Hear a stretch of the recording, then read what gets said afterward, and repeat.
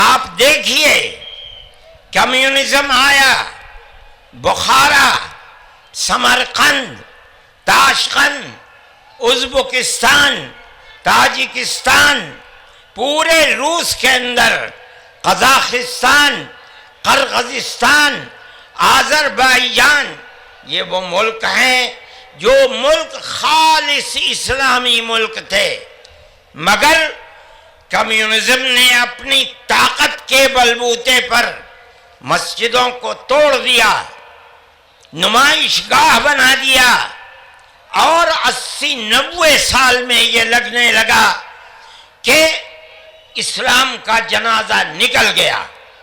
لیکن آپ دیکھیے کہ بزور و زبردستی کوئی دھرم ختم نہیں ہو سکتا۔ ایک فقیر ملک افغانستان کی دلدل میں دنیا کی سپر پاور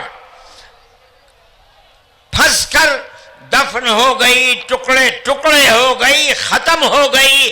یہ ملک آزاد ہوئے اور مسجدوں سے پھر اللہ اکبر کی آواز بلند ہونے لگی۔ اس لیے کہ انہوں نے یہ سمجھا تھا کہ زبردستی اسلام کو تباہ کر کے، ختم کر کے، مسجدوں کو توڑ کر ملک ختم ہو جائے گا، اسلام ختم ہو جائے گا۔ ایسا نہیں ہے۔ کوئی بھی مذہب قبول کرنا انسان کے یہ اپنے دل کی بات ہے۔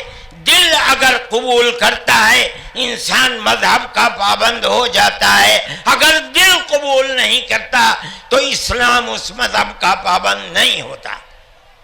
ہم اس ملک کے اندر ہندو مسلم کے ساتھ بھائی بھائی کی طرح رہتے ہیں۔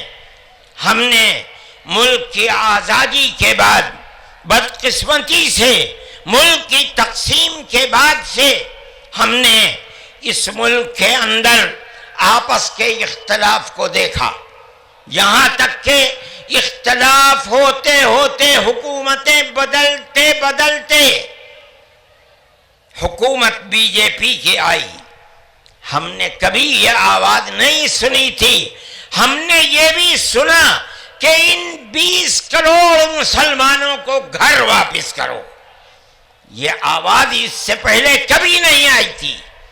فرقہ پرست ذہنیت اتنی آزاد ہو گئی کہ وہ یہ سمجھتی ہے کہ ہم 20 کروڑ مسلمانوں کو پھر دوبارہ واپس کر کے اپنے گھر کی طرف لے جائیں گے، یعنی اس کا مطلب ہے کہ ہم ان کو ہندو بنائیں گے، اس لیے کہ ہندو ان کا گھر ہے، ان کے باپ دادا ہندو تھے۔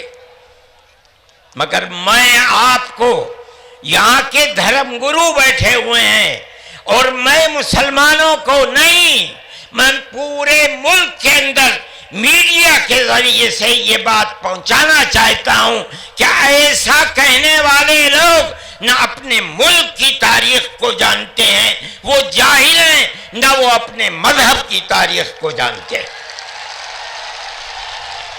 میں جو بات کہہ رہا ہوں وہ کہہ رہا ہوں اور صحیح کہہ رہا ہوں۔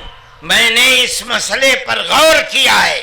میں یہ کہتا ہوں مسلمانوں کو یہ بات سمجھنی چاہیے، اور یہ دھرم گرو بیٹھے ہیں ان کو بھی یہ بات سمجھنی چاہیے کہ جس طرح اللہ نے سب سے آخری نبی حضرت محمد صلی اللہ علیہ وسلم کو عرب کی سرزمین میں بھیجا ہے، اس کی حکمت ہے۔